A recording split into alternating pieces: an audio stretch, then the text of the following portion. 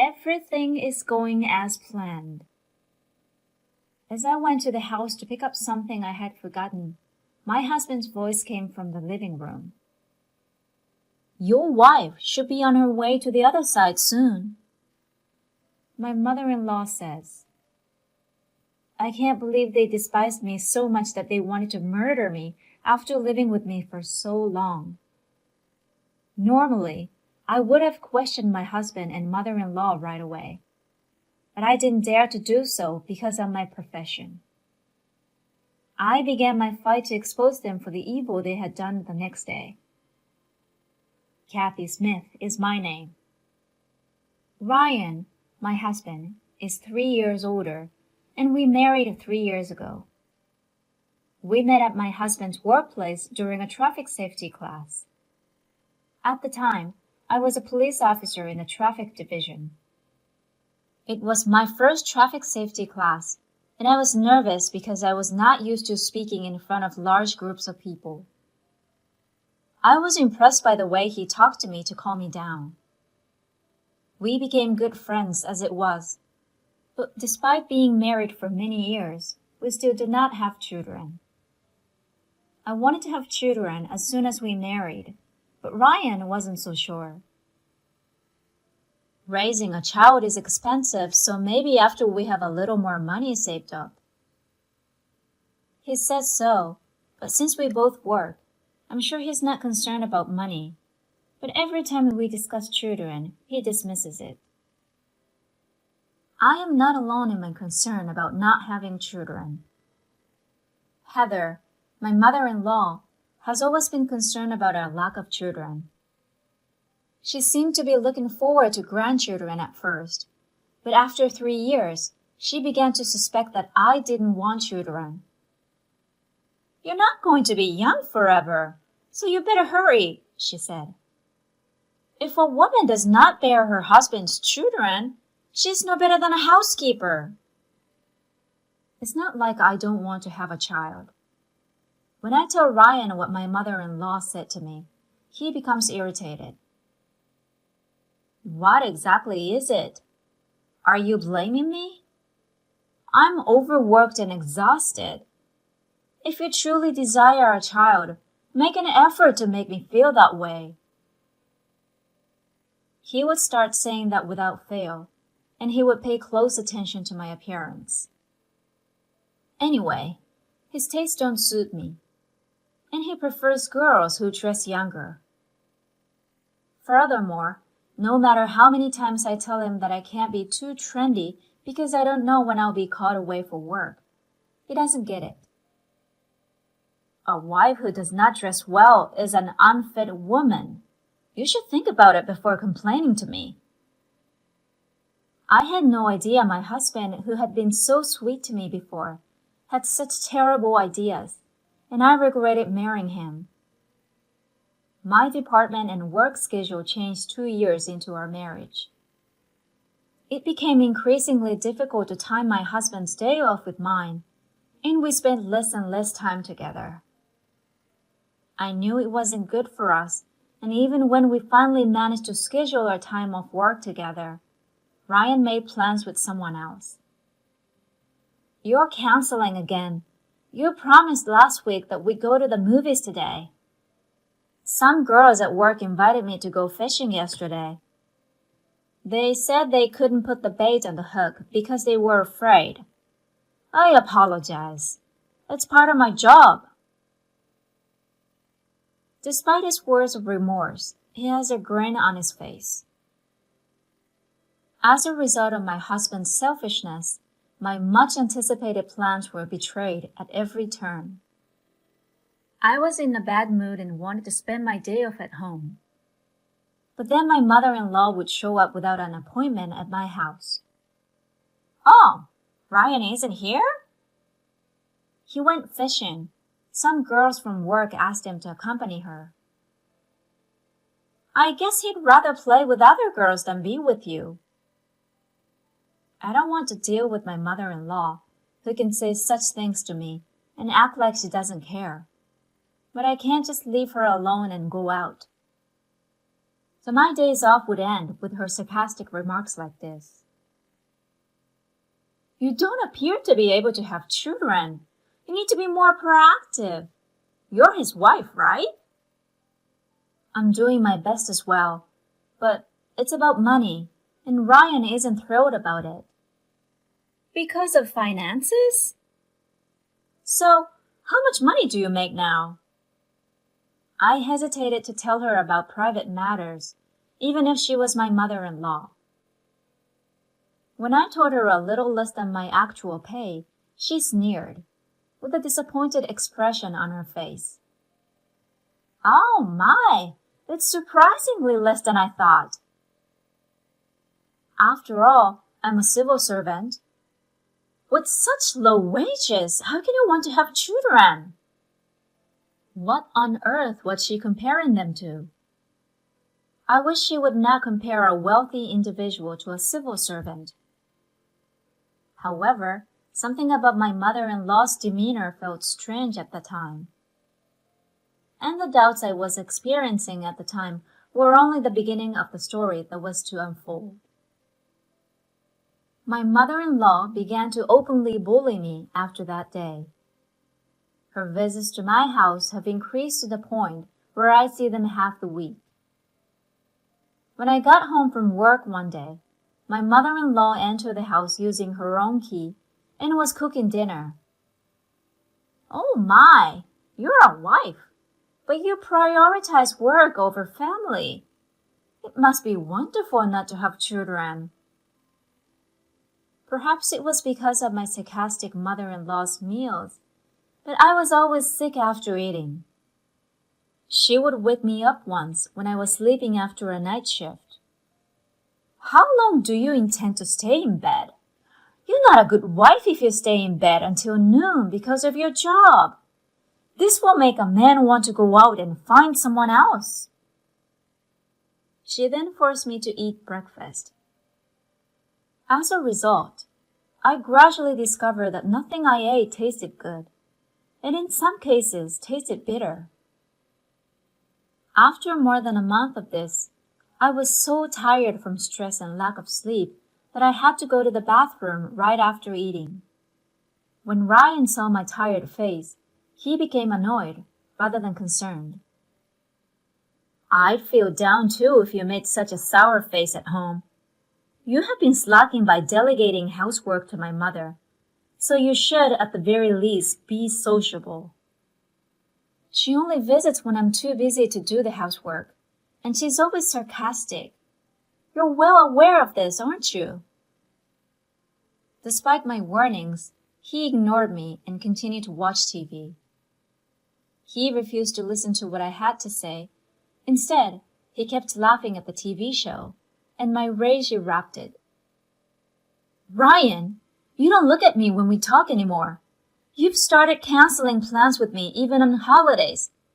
Are you having an affair? That's a horrible accusation.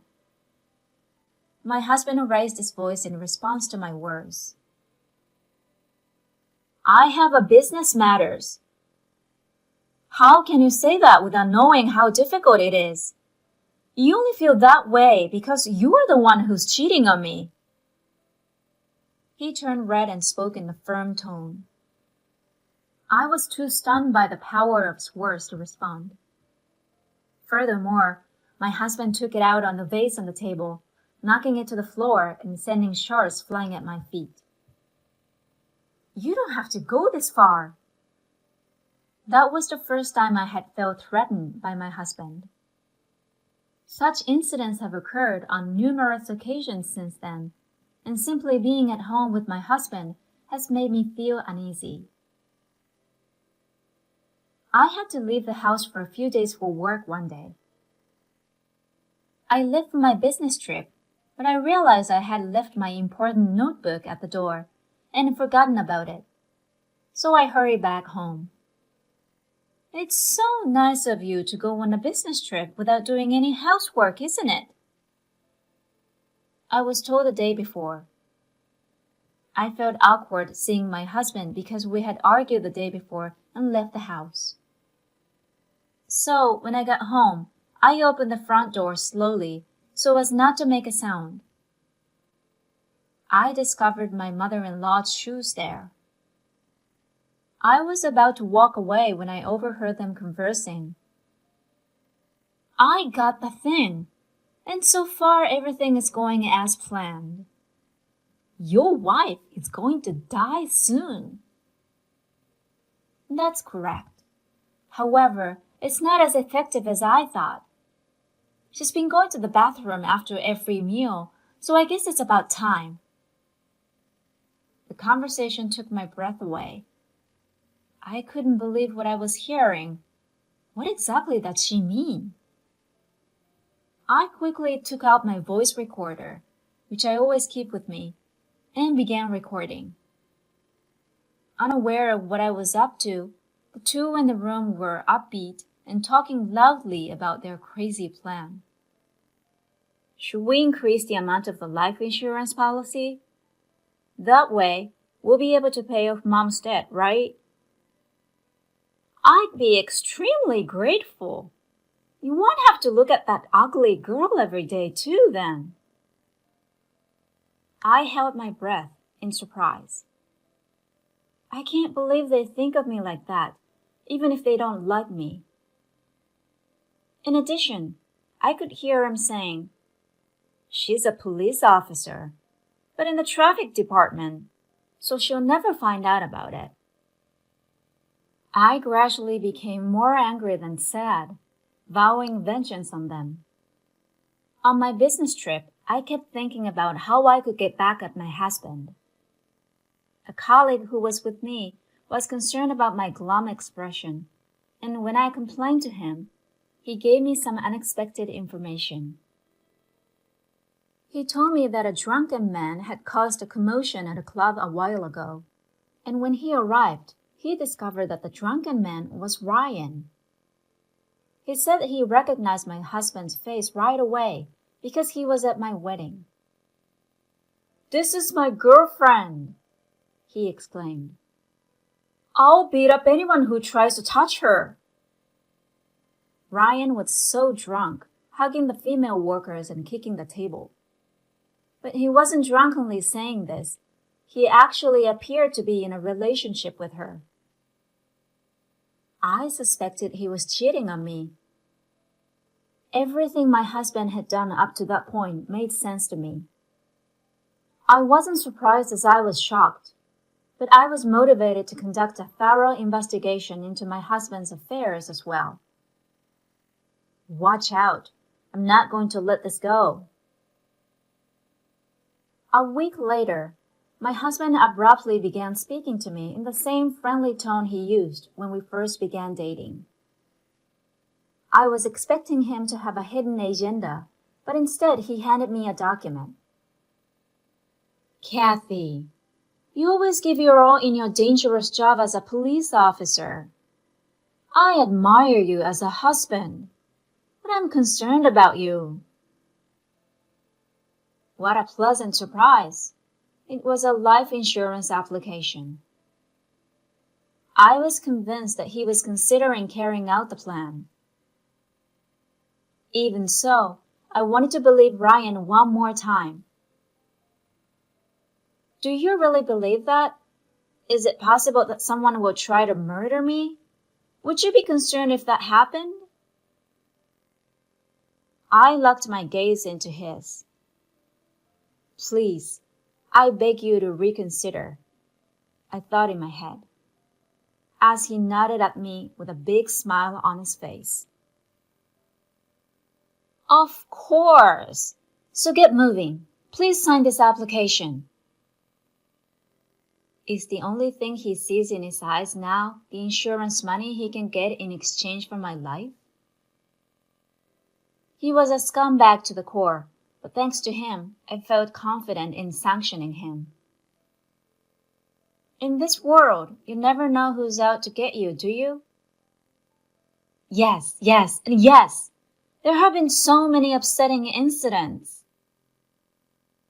Someone in your family, for example, has a stupid idea. Yeah. Like planning to get rid of a wife who causes problems because he wants to be with a younger woman. My husband's eyes began to swim as he became visibly upset.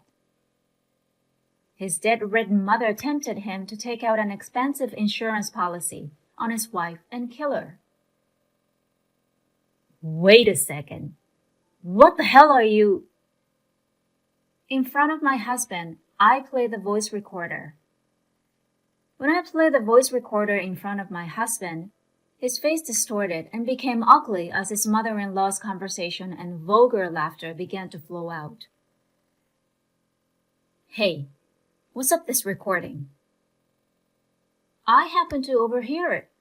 Thank goodness I have a voice recorder. I wouldn't have it if I'd spent my entire life working in traffic. You work in the traffic division, though. I'm now in the criminal division. I also told you so. So, I guess you've been busy thinking about a woman since then, and you've been ignoring me. I slammed the photographs of the affair evidence that my husband had hidden in his room. These were the only ones I discovered while searching the house while my husband was away, and strong evidence. I don't know anything of these pictures. I don't even know who she is. Huh. I heard she works at a high-end club, the one you had a problem at. You're so cool. I heard you yelling, "She's my girl!" How much do you know about? Not sure. Concerned. He was now making excuses to his wife no matter what. My mother is to blame. When she discovered that I was dating another girl, she insisted that I marry her rather than you because of your low salary. My husband's words made sense. When my mother-in-law inquired about my salary and stated that it was low, most likely referring to my husband's girlfriend. According to the voice recorder recording and listening to the conversation, my mother-in-law owed me a substantial sum of money. It would be shallow of her to try to pay off the debt with my insurance money and from my husband's new girlfriend. So you're saying it was your mother who devised me the scheme? Yeah, I had absolutely nothing to do with it. What are you on about? It started with you cheating on her to begin with. It's disgusting to blame someone else for it. You will never be forgiven. I shouted, and my husband grabbed my chest while screaming incoherently. I grabbed him by the hand and threw him to the ground with all my might. I'm a cop. I'm used to dealing with aggressive people like you. I don't need life insurance to protect myself. My husband became weak and apologetic when he saw the handcuffs. You're arrested. I apologize. I don't know what I was doing. Please accept my apologies. I'll hear your excuses at the police station. I'll give you ample opportunity to explain. Following that, my husband and his mother were imprisoned for a time for plotting to kill me. I filed for divorce and demanded $20,000 in alimony from both my husband and his girlfriend. They may be freed soon because it was an attempted murder, but I am sure they will be fired from their jobs. And they will have a difficult life with the alimony payments and paying off my mother-in-law's debts. On the other hand, for the first time in a long time, I'm enjoying living alone. I've been forced to live in a small space, so I decided to stretch out and spread my wings for a little while longer.